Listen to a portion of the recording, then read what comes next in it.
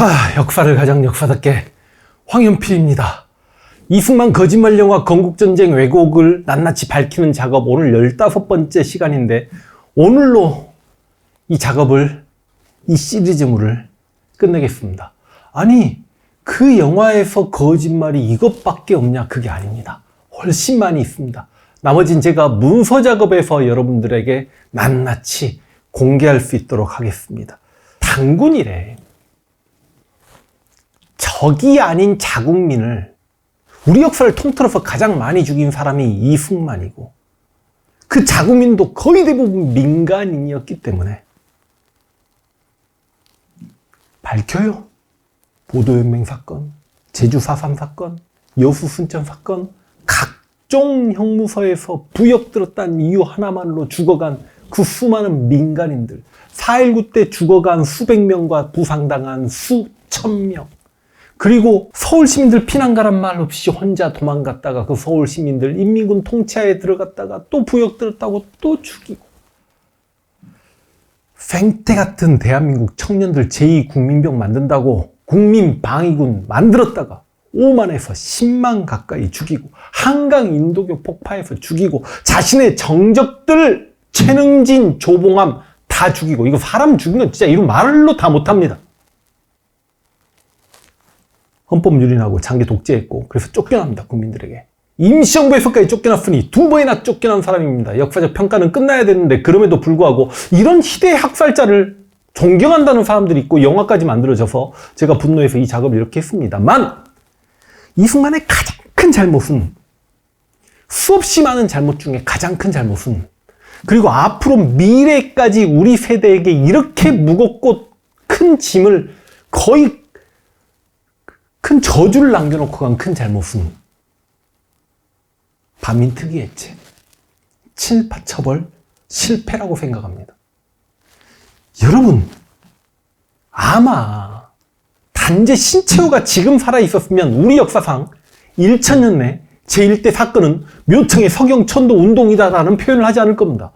단재 신채호가 묘청의 서경천도 운동이 우리 역사상 제1000년 내 최대 사건이라고 했던 이유는 자주적이고 진취적이고 우리 국풍파였던 묘청이 사대적이고 보수적이고 중국 세력 한학파였던 김부식에게 패함으로 인해서 조선왕조 500년까지 우리 역사가 사대성을 보였으니 묘청의 서경천도 운동 실패가 우리 역사상 1000년을 결정짓는 가장 큰 사건이었다라고 하지만, 지금 단재 신채호 선생님께서 살아계셨다면 현재 지금 대한민국에서 좌우 이념 대립, 이렇게 저렇게 건국전쟁이나 만드는 친일 매국 세력과 그에 대해서 분노하는 독립운동가들을 존경하고 그들을 따르는 세력들의 이 대립, 이 남북 갈등까지, 이게 진짜 이 대한민국의 모든 갈등의 시발점은 친일파 처벌 실패거든요.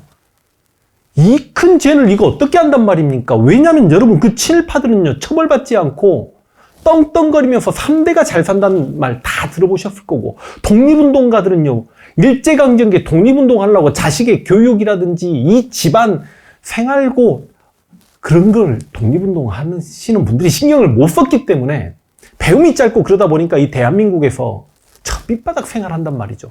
여러분, 이게 얼마나 끔찍한 거냐면 교훈이 안 되지 않습니까? 앞으로 이 대한민국이 다시 한번 위기 상황에 닥쳤을 때 국가를 위해 장렬하게 목숨을 바쳐라, 국가를 지켜라라고 어떻게 이야기한단 말입니까? 국가를 지키려 했던 사람들은, 독립운동했던 사람들이 이렇게 힘들게 살고 매국했던 사람들이 떵떵거리고 사는데, 앞으로 대한민국이 위기 상황에 닥쳤을 때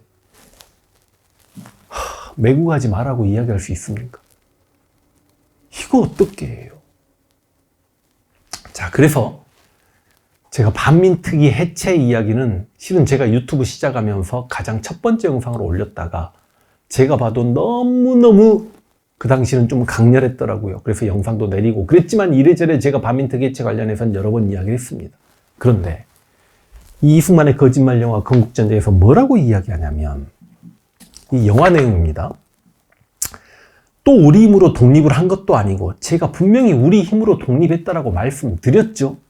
2차 세계대전에서 미국이 원폭 2방, 물론 그 전부터 미국은 일본과 계속해서 태평양 전쟁 1941년 이후부터 싸우고 있었지만 일본이 패망하고 미국이 승전했기 때문에 우리가 독립한 것도 당연한 너무 명확한 사실이지만 실제로 일본이 패망하고 미국이 2차 세계대전에 이겼다 손 치더라도 카이로 선언에서 적절한 시기에 한반도를 독립시키겠다는 그 문구가 없었더라면 우리는 실제로 1945년 8월 15일에 해방을 맞이하지 못하고 1951년 샌프란시스코 조약쯤에 가서야 우리 해방 문제가 논의가 될 수 있었다.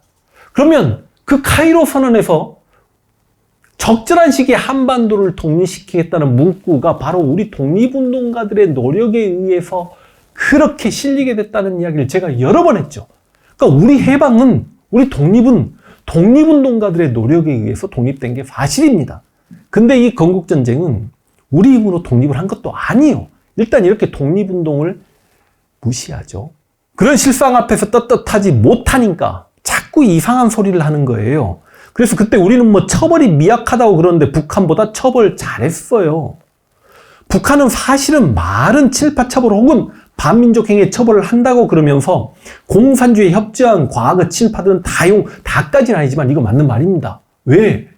아니 실제로 친일 행위를 했지만 김일성에게 충성을 다짐한 친구들은 상당수 김일성이 기용하기도 했지만 전제 조건 그자가 갑부가 아니어야 되고 대지주가 아니어야 되고 악질 친일파가 아니어야 김일성이 용서하고 등용합니다.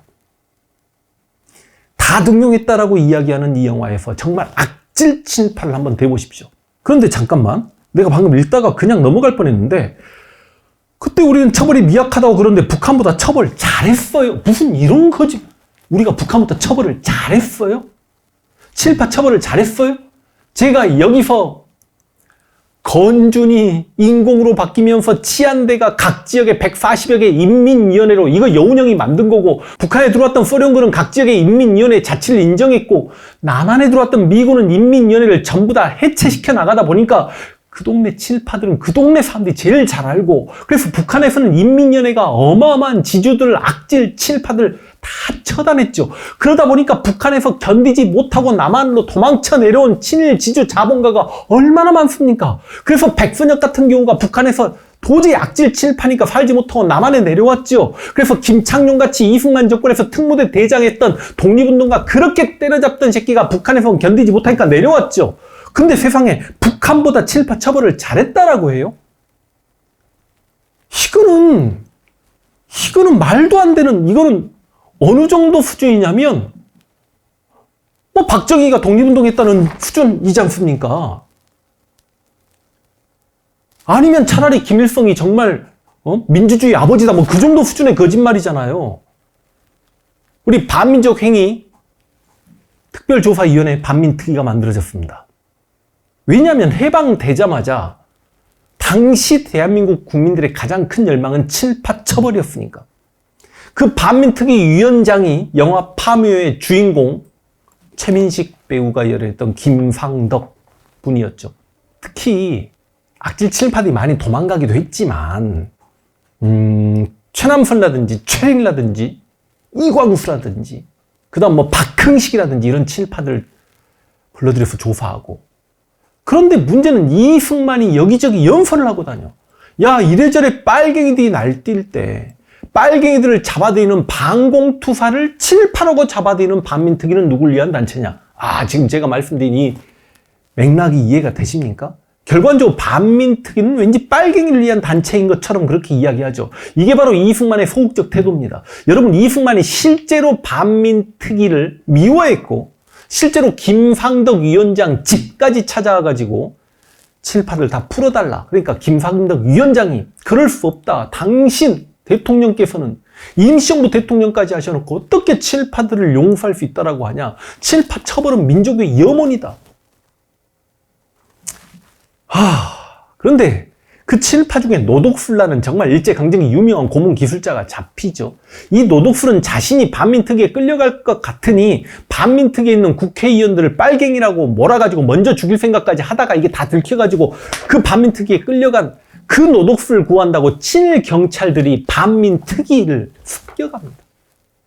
그래서 사실상 반민특위가 해체돼 버리죠. 산산조각 나버리죠. 이거 누가 그런 건데요? 반민특위 해체 명령을 누가 내렸는데요? 이승만이 내린 거 아닙니까? 이건 역사적 자료로 다 드러나죠. 이게 참 비극인 게 이승만은 분명히 반일주의, 혐일주의. 내 눈에 흙이 들어가기 전까지 일본과 수교하지 않겠다. 그런데 반민족 행위자, 매국노들은 하나같이 다 끌어안았어요. 그러니까 이승만은 반일, 그리고 반공. 근데 반공하는 과정에 공산주의자만 죽인 게 아니라 공산주의자 아버지, 공산주의자 아내, 공산주의자 부인, 공산주의자 어머니, 공산주의자 딸내미까지, 애들까지 다 죽였다. 반공은 더 싫어했나 봅니다. 친일파들은 다 살려줍니다.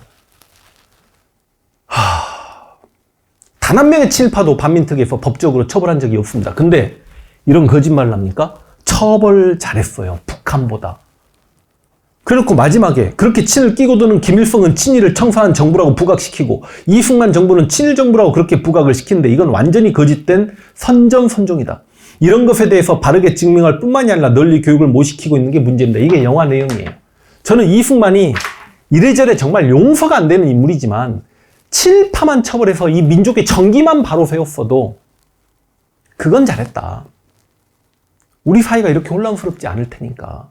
지금까지 친일 매국적 성향을 지닌 사람이 이승만을 물고 빠른 영화 같은 걸 만드는 일이 없었을 테니까 참았을 것 같아요.